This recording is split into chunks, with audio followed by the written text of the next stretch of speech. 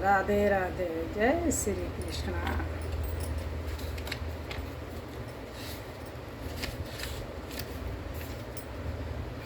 एक समय की बात है, महान संत नारद मुनि पवित्र नदियों में स्नान करने के लिए प्रयाग गए।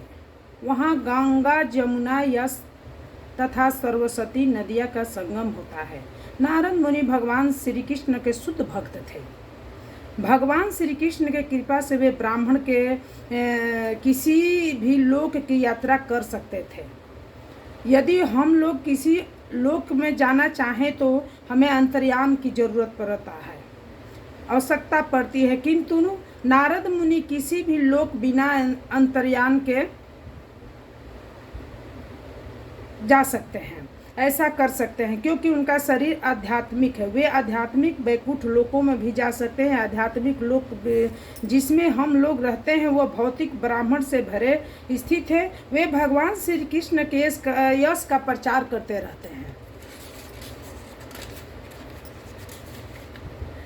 सदैव सर्वत्र भ्रमण करते रहते हैं। उनका लक्ष्य रहता है लोगों को शिक्षा देना, कैसे भगवान का समर्पण किया जाए।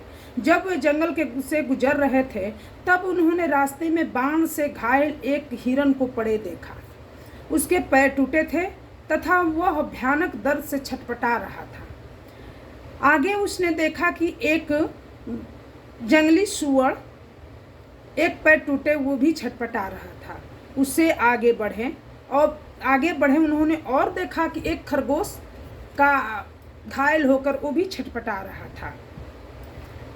इन पशुओं को उसने कष्ट में देखकर मुनि का हृदय दृढ़ हो गया। भगवान के भक्त परंतु दुखी होते हैं, अर्थात वे दूसरों को कष्ट से अपना कष्ट महसूस करते हैं, अपना कष्ट होता है। लेकिन जो भगवान का भक्त नहीं होता उसको इससे कोई फर्क नहीं पड़ता है। नारद मुनि छटपटाते जानवर को देखकर जंगल के अंदर चले। वे जंगल के घने हिस्से में जा पहुंचे। वहां उन्होंने एक काले आदमी को पेड़ के पीछे छिपे देखा। उसकी आंखें लाल थी। वह पेड़ के पीछे भयानक तरीके से देख रहा था। वह हाथों को धनुष बाण लिए हुआ था और जानवर को मारने के लिए व्याकुल था। वह और जानवर को मारने के लिए तैयार था। वह मृत्यु के स्वामी यमराज के समान प्रतीत हो रहा था। नारद मुनि शिकारी को पास गए। जंगल में शिकारी के उपस्थिति से अनजान और भी जानवर थे। जैसे ही जानवरों को नारद मुनि देखा, सब जानवर जिधर उधर भाग गए। यह देखकर वो शिकारी के बहुत क्रोध आया। नारद जी को खरी खोटी सुनाना चाहा, पर नारद जी को ब्रह्म रूप देखकर उसने नारद जी को कुछ अशब्द नहीं बोला और उन्होंने कुछ भी अशब्द नहीं कहा। शिकारी ने नारद मुनि से कहा, हे स्वामी, हे महान संत पुरुष, मेरे पास आने का क्या अपने जंगल का मुख्य मार्ग क्यों छोड़ दिया? जिन जानवर को मैं शिकार करना चाहता हूँ, मात्र आपके देखने से सारे जानवर इधर उधर भाग गए। क्या आप मुख्य मार्ग छोड़ के यहाँ क्यों आए हैं? नारद मुनि ने बोला, मैं ये जानकारी लेने के लिए ये मुझे इच्छा हुई कि ये जानवर, जो भी जानवर को तुमने मारा है, ये अधमारा छोड़कर क्यों छोड़ा है? तब नारद मुनि ने पूछा कि तुम जानवरों को पूर्ण रूप से क्यों नहीं मार देते हो? तुम उनको शरीर को बाणों से भेद कर और अधमारा करके क्यों छोड़ते हो? क्या तुम नहीं देख सकते कि उन्हें कितना भयानक दर्द हो रहा है? शिकारी बोला, मेरे प्रिय संत जी, मैं मृगारी हूँ, जानवरों को शत्रु हूँ। मेरे पिता ने मुझे यह अधमारा करना ही सिखाया है। जिससे पहले उनके पिता ने उन्हें ऐसा करना सिखाया। मेरा परिवार सदैव इसी प्रकार जीवन पालन करता है। शिकार के मजे का एक हिस्सा है। मरते हुए जानवरों को भयानक दर्द से छटपटाते हुए देखना। जब मैं अधमरे जानवर को छटपटाते देखता हूँ तो मुझे आनंद आता है। तब नारद मुनि ने शिकारी से कहा, मैं तुमसे एक चीज मांगूंगा, तुम दोगे? शिकारी ने जवाब दिया, हाँ, आप जो मांगे मैं दूंगा। यदि आपको पसंद हो तो मेरे पास बहुत सी खाल है, हिरण का खाल है, शेर का खाल है, जो भी आपको चाहिए ले लीजिए। नारद मुनि बोले, मुझे कुछ खाल नहीं चाहिए, मुझे केवल एक चीज़ दान में चाहता हूँ। मेरी मुझसे तुझसे विनती है कि आज के दिन से तुम जानवरों को पूर्ण रूप से मारना, उन्हें अधमारा करके न छोड़ना। भगवान श्री कृष्ण के भक्त की कोई भी स्वार्थपूर्ण इच्छाएं नहीं होती है। वे भौतिक वस्तुओं द्वारा प्रलोभित नहीं होते। उनका एक ही उद्देश्य होता है, पूरे विश्व में श्री कृष्ण के बारे में प्रचार करना। शिकारी ने पूछा, आप इस तरह क्यों बोल रहे हैं? अगर जानवर अधमरे पड़े हैं तो इससे गलत क्या है? क्या आप कृपया मुझे यह समझाएंगे? नारद मुनि ने कहा, अगर तुम जानवरों को अधमरा करके छोड़ते हो तो तुम जिन्हें जानबूझकर कष्ट दे रहे हो, इसलिए तुमको इसके लिए इससे भी भगवान कष्ट होगा, अगले जन्म में तुमको भोगना पड़ेगा। इसको प्रमाणित समझा जाता है। ऐसा इसलिए है कि वो जो बोलते हैं वह वैदिक शास्त्र से होता है। वे समस्त वेदों को जानते हैं। वे जानते हैं कि वैदिक ज्ञान को व्यवहारिक रूप में से कैसे प्रयोग में लाया जाए, जिसने सब लोग सुखी हो सके। उन्होंने मृगारी को समझाया कि यदि कोई किसी दूसरे प्राणी को अनावश्यक कष्ट देता है, वह प्रकृति के नियम द्वारा उसी प्रकार के कष्ट से निश्चित दंडित किया जाता है। प्रकृति के नियम के अनुसार जीवन के बदले जीवन होता है। प्रकृति के नियम कड़े होते हैं, कोई इससे बच नहीं सकता। एक पापी व्यक्ति को इस जीवन में, अगले जीवन में तथा आने वाले अन्य जीवन में भी कष्ट भोगना पड़ता है। नारद मुनि ने जारी रखा, मेरे प्रिय शिकारी, जानवरों को मारना तुम्हारा व्यवसाय है। यह तुम्हारे पक्ष में पहले भी अपराध है, किंतु जब तुम उन्हें अधमरा छोड़कर जानबूझकर कष्ट देते हो तो तुम बहुत ही अधिक पाप का अर्जित कर रहे हो। सारे जानवरों को जिनको तुमने मारा है तथा अनावश्यक कष्ट दिया है, तुमको उसका कष्ट भोगना पड़ेगा। अगले जन्म में भोगना पड़ेगा, उसके और अगले जन्म में भोगना पड़ेगा। नारद मुनि समझाते हैं कि व्यक्ति जो मांस मछली इत्यादि खाता है, वह इस जानवर को मारने का पाप अपने ऊपर लेता है। उनको जानवर को मारने के पापमय कर्म के फल स्वरूप दुख भोगना पड़ता है। लोग हजारों की संख्या में जानवरों को कसाई खाने में मार रहे हैं, इससे और लोग मांस खरीद सके।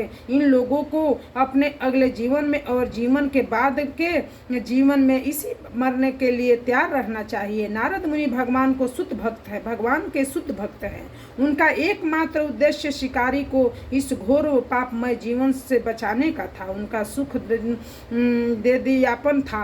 उनकी वाणी में सत्यता प्रकट हो रही थी। उनका चरित्र प्रभावशाली था। उनकी दिव्य उपस्थिति से, उनकी वाणी से तथा उनके संग से मिंगारी का हृदय पिघलने लगा। नारद मुनि द्वारा समझाए गए धार्मिक सिद्धांतों को यह स्पष्ट से समझ गया। वह अब तक बिताए गए अपने पापमय जीवन को प्रति भयभीत हो गया। उसने कहा, मुझे यह पेशा एकदम बचपन से सिखाया गया था।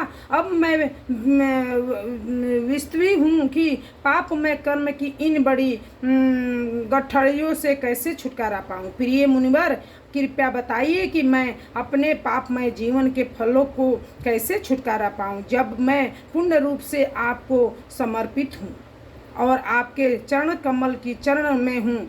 कृपया मुझे पाप के फल से बचाए। वहीं विधि है, एक संत पुरुष की संगत से व्यक्ति अपने पापमय जीवन की असर को समझ सकता है। व्यक्ति को स्वेच्छा से एक संत को समर्पित होना चाहिए जो कि श्री कृष्ण का प्रतिनिधि हो, और यदि वह उनकी शिक्षाओं को पालन करता है तो वह समस्त पापों से छुटकारा पा सकता है। नारद मुनि ने शिकारी को विश्वास दिलाया, यदि तुम मेरी शिक्षाओं को सुनते हो तो मैं कोई मार्ग ढूंढ सकता हूँ जिसके द्वारा तुम मुक्त हो सकते हो। भगवान श्री कृष्ण के शुद्ध भक्त बहुत शक्तिशाली होते हैं। उनमें से प्रत्येक संपूर्ण जगत को बचा सकते हैं।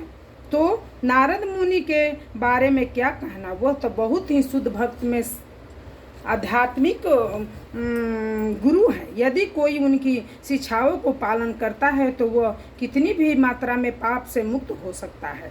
तब शिकारी बोला, प्रिय मुनिवर, आप जो भी कहेंगे मैं करूँगा। नारद मुनि ने शिकारी की तरह करुणा से देखा और कहा, सबसे पहले अपने धनुष को तोड़ दो, तब मैं बताऊंगा कि आगे क्या करना है। शिकारी अभ्यचित रह गया। यदि मैं अपना धनुष तोड़ दूं तो वह बोला तो मेरे परिवार का पालन कैसे होगा। नारद मुनि ने कहा, चिंता मत करो, मैं प्रतिदिन तुम्हारा भोजन भिजवा करूंगा। नारद मुनि जानते थे कि वास्तव में श्री कृष्ण ही सबकी आवश्यकता की पूर्ति करने वाले हैं। शिकारी वास्तव में अपने धनुष द्वारा नहीं बल्कि कृष्ण द्वारा पाला जा रहा था। शिकारी की धनुष तोड़ने से कष्ट नहीं भोगना पड़ेगा। इससे कोई संदेश नहीं था कि श्री कृष्ण उनके भोजन की पूर्ति करेंगे, क्योंकि वह कृष्ण के शुद्ध भक्त के आदेश का पालन कर रहा था।